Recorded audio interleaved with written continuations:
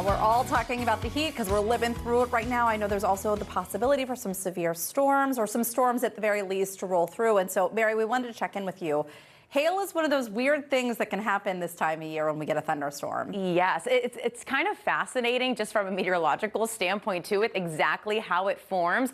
And a lot of people always ask me, what are those rings inside? Okay, well, here's how hail forms. And again, this mostly happens with severe storms. And what happens is the frozen water droplets, they're swept up by these updrafts, and you have that freezing level. So the additional layers of ice, they form each time it's swept up. So you can see exactly how many times that hailstone has traveled up in that updraft. If you would cut it in half and count the rings, that's how many times it has traveled up in the atmosphere. And eventually, when the weight exceeds the force of the updrafts, the hailstone will fall. So the stronger the storm, the bigger the hail will be.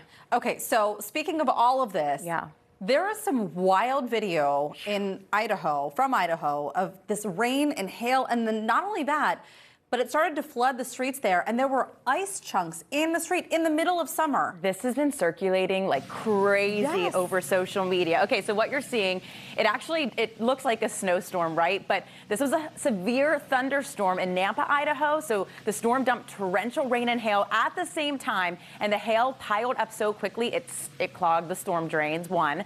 And then with the heavy rain, it kept falling. The water, it had nowhere to go. So then we had rapid flash flooding there, streets turning into those icy rivers, and it can damage roofs, it can damage cars. I'm actually shocked that this guy is driving in this. Through it, right? I watched it over and over again, and I'm like, how is he driving that?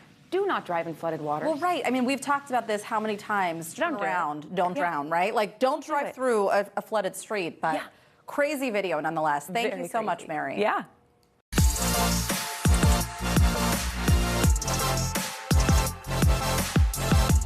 With the 4th of July holiday just a few days away, a lot of us will be heading to backyard barbecues, cookouts, and get-togethers. In under a Mikey Minute, what are some of the first things we notice when we walk into someone else's house? And Mikey, you got to tell me, because I'm having people over on Saturday. I know you are. I need to know what I need to look out for. This is perfect. Okay, Heather, let me ask you, when you walk into someone else's house for the first time, what stands out to you? Funny thing, experts say we start forming impressions within the first few seconds of walking through the front door. And usually, it's not the fancy finishes or expensive furniture that catches our eye. It's things like the scent of the house, the entryway, whether it feels cluttered or welcoming, and the overall feeling of the space. Interior designers say those little details set the tone before we've even had a chance to sit down. Studies on first impressions also suggest our brains make quick judgments based on the environment almost immediately. But psychologists say our first impressions aren't always accurate. One reason is something called fundamental attribution error, our tendency to assume someone's behavior reflects who they are while overlooking circumstances we can't see. Simply pausing and asking what could explain this can help us make fairer judgments. You did it, Mikey. You did it! All right. I stepped aside to ask, what is the first thing that you judge when you walk into someone's home? When you go to someone's house, if anything at all, what's the first thing that you judge about their house? I think if I were to I try to be more judgmental of myself than others, but if I really had to pick something, it's just a general state of cleanliness, just a general, I'm not looking for everything to be top order. Mine definitely isn't. My room's a mess, but the trash is put away, everything's in some kind of sense. The bathroom, just how clean the bathroom is.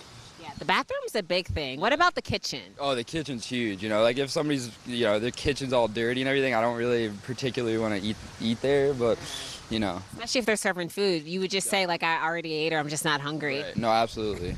Honestly, the scent. The scent is a big thing.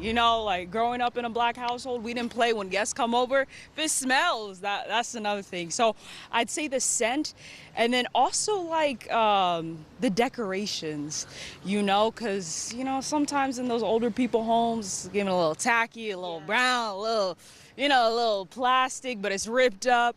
So I would say the scent and then the furniture. Yeah. I love when I walk in someone's house and it smells like maple or perfume or something. That sticks with me more than bad smells, but yeah, I feel like when you first walk in, that's all you like can notice I sometimes. need to find that maple smell. That sounds good. That's my goal for my house, like the little maple candles, and I want it to smell good when people walk in. Maple pancakes, we love it.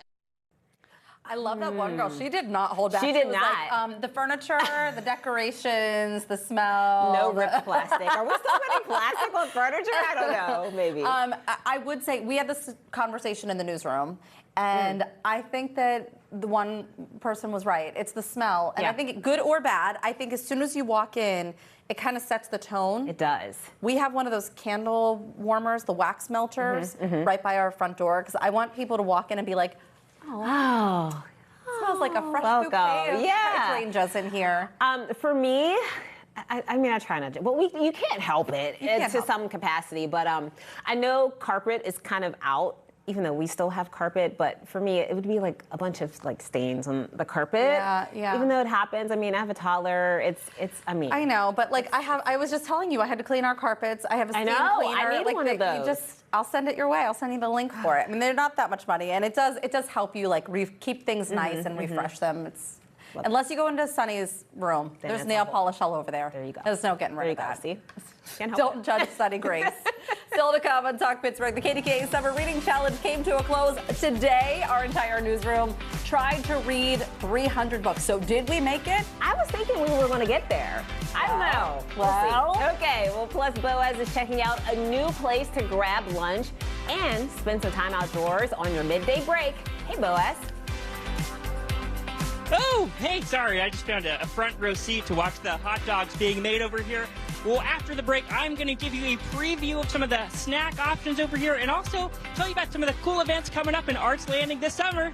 That's when we return.